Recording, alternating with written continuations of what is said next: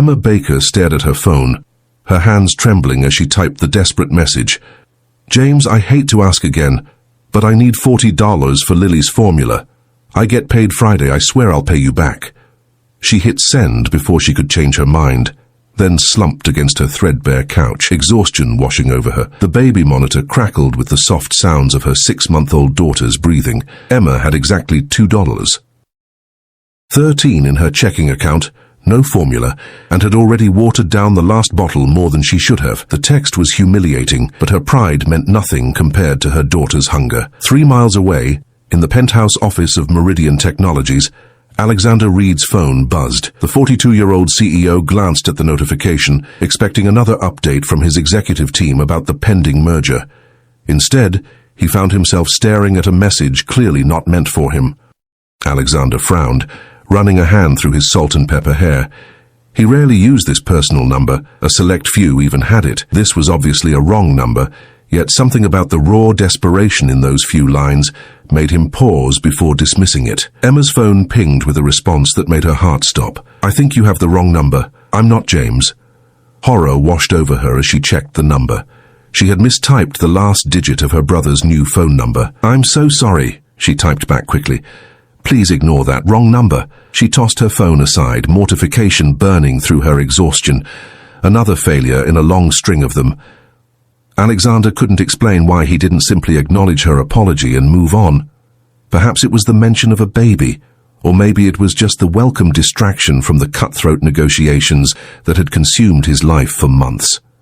Is your baby going to be okay? He typed, surprising himself. When Emma saw the response, she blinked in confusion. Why would a stranger care? Her first instinct was caution. She'd heard plenty of stories about predators online, but exhaustion and desperation weakened her usual defenses. We'll manage, she replied curtly. Sorry to bother you. I could help, came the immediate response. No strings attached. Emma snorted.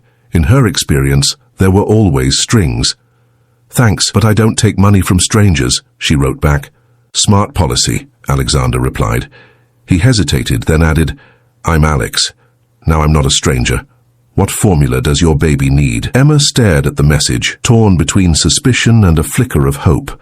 Why would you help someone you don't know?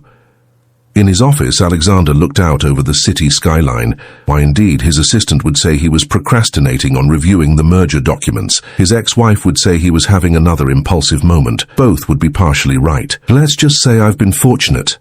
And I remember when I wasn't, he replied. It wasn't the whole truth, but it wasn't a lie either. Emma's exhaustion clouded her judgment. She hadn't slept more than 3 consecutive hours in days. The formula was En Famille Gentlis. Lily had colic, and it was the only brand that didn't make her scream for hours. It was also the most expensive one on the shelf. I don't feel right about this, she typed. What's your Venmo? Alexander asked. Emma hesitated, then sent her username. What did she have to lose? She could always block this person if things got weird. Seconds later, her phone buzzed with a notification. Emma gasped. This Alex hadn't sent $40. He'd sent $400. This is too much, she typed frantically. I can't accept this. Consider it an advance for the next few months, Alexander replied. One less thing to worry about. Tears sprang to Emma's eyes, blurring her vision. She hadn't cried when she'd been laid off from the accounting firm 2 months ago. She hadn't cried when James, her only remaining family, had moved across the country for work, leaving her without her safety net. She hadn't even cried when her landlord had slipped the late notice under her door yesterday, but this unexpected kindness from a complete stranger broke something loose inside her. Thank you, she typed simply, unable to find words adequate for her gratitude. You're welcome, Emma, Alexander replied. Take care of Lily.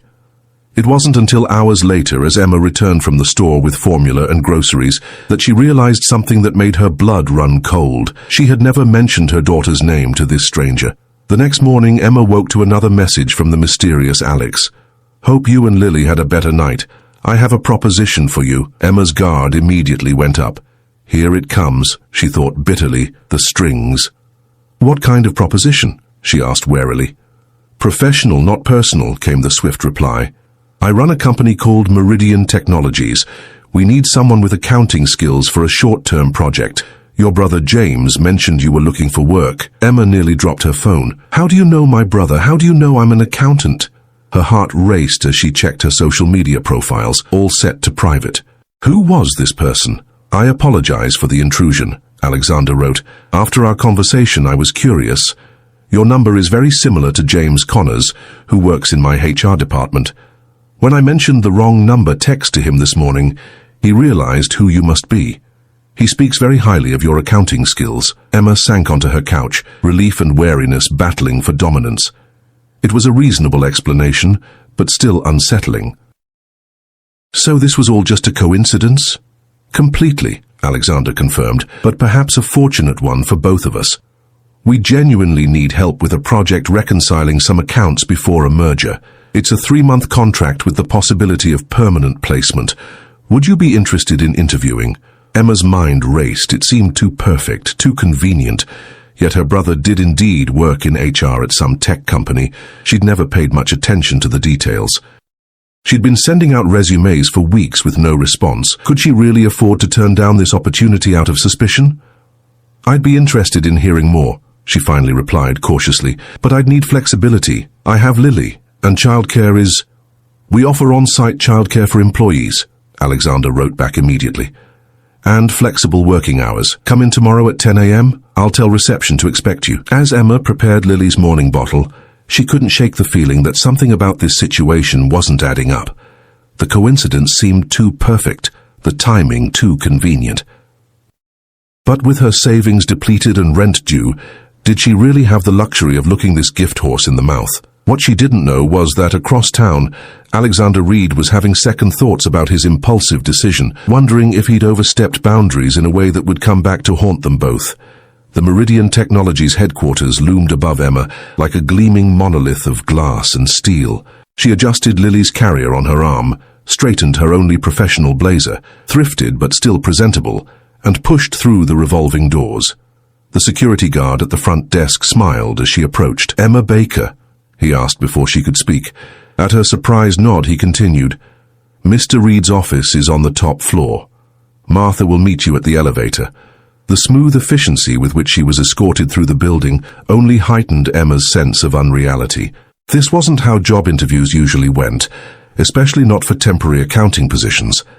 An elegant woman in her 50s met her as promised and led her not to a conference room or HR office, but directly to a corner suite with views that made Emma momentarily forget her anxiety.